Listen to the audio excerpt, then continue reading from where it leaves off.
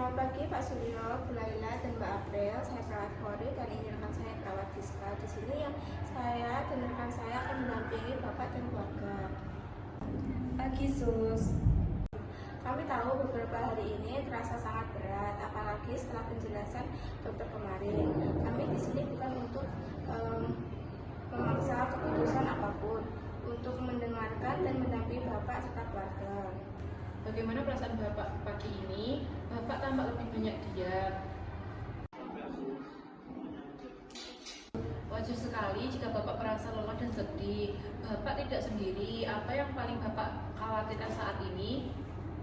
Saya takut menjadi beban keluarga saya. Bapak tidak pernah menjadi beban buat kami. Makanya ya, lanjutkan saja cuci darahnya, jangan nyerah. Mbak April sangat sayang pada Bapak, itu terlihat jelas. Tapi saya dengar juga ada perbedaan pendapat di keluarga. Bolehkah Mbak April cerita apa yang paling Mbak takutkan?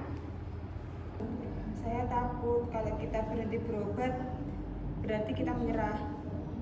Kekhawatiran itu sangat manusiawi. Sekarang mari kita bahas semua pilihan dengan jujur dan tenang ya. Berdasarkan kondisi medis Bapak, ada dua faktor perawatan yang bisa dipertimbangkan keluarga. Yang pertama, mengajukan terapi hemodialisis. Tujuannya untuk mempertahankan fungsi tubuh sementara, tapi Bapak harus terus bolak-balik ke rumah sakit dan menghadapi prosedur yang berat. Yang kedua, fokus perawatan yang paliatif, yaitu perawatan yang berfokus pada pengurangan nyeri, sesak, dan keluhan lain. Jadi kalau paliatif itu Bapak tidak bisa disembuhkan, Sus. Tujuan paliatif bukan untuk menyerah, Bu, tapi untuk menjaga agar Bapak tetap nyaman, tidak kesakitan, dan bisa menjalani sisa waktunya dengan bermakna bersama keluarga. Saya ingin pulang, Sus. Saya ingin di rumah. Saya ingin tenang tanpa sakit. Kalau itu memang keinginan ayah. Keputusan ini kami hormati sepenuhnya, Pak. Hak Bapak untuk memilih yang terbaik bagi diri Bapak. Kami akan berkoordinasi dengan dokter dan tim paliatif untuk menyiapkan perawatan di rumah. Kami juga akan mengajarkan keluarga cara merawat Bapak di rumah dengan aman. Terima kasih, Sus. Setidaknya kami jauh lebih mengerti. Poin A, kebutuhan psikososial pasien dan keluarga. Bapak Suryo sebagai pasien, yang pertama kebutuhan harga diri dan otonomi, ingin mengambil keputusan sendiri tanpa membebani keluarga. Yang kedua, kebutuhan ketenangan dan penerimaan, mengalami takut, lelah, dan membutuhkan dukungan spiritual. Kemudian Ibu Dina sebagai istri, kebutuhan dukungan emosional, bingung, sedih, dan tidak tahu harus berkata apa kepada suami. Yang kedua, kebutuhan arah dan kepastian informasi, agar tidak merasa sendirian dan mengambil keputusan.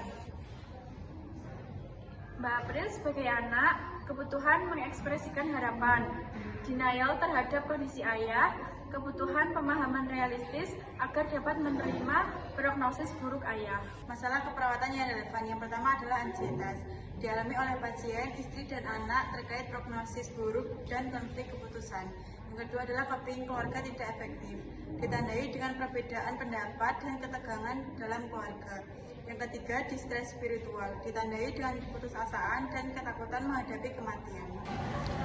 Yang C, sumber daya yang dapat dimanfaatkan. Yang pertama, tim paliatif mengelola nyeri, sesak, dan membantu family meeting serta perawatan di rumah.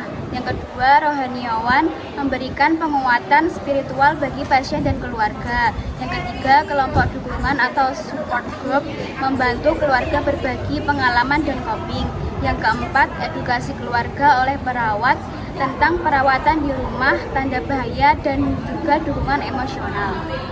Strategi intervensi keperawatan. 1. Kolaborasi tim paliatif untuk perencanaan pulang dan pengendalian gejala. 2. Pendampingan rohani, membantu keluarga menerima kondisi terminal secara spiritual. 3. Rujukan kelompok dukungan untuk mengurangi stres keluarga.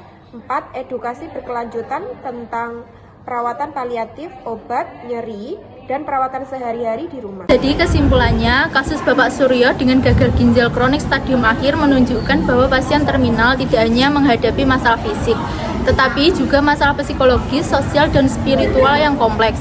Pasien mengalami kelelahan, ketakutan, menjadi beban, serta membutuhkan dukungan dalam mengambil keputusan terkait perawatannya.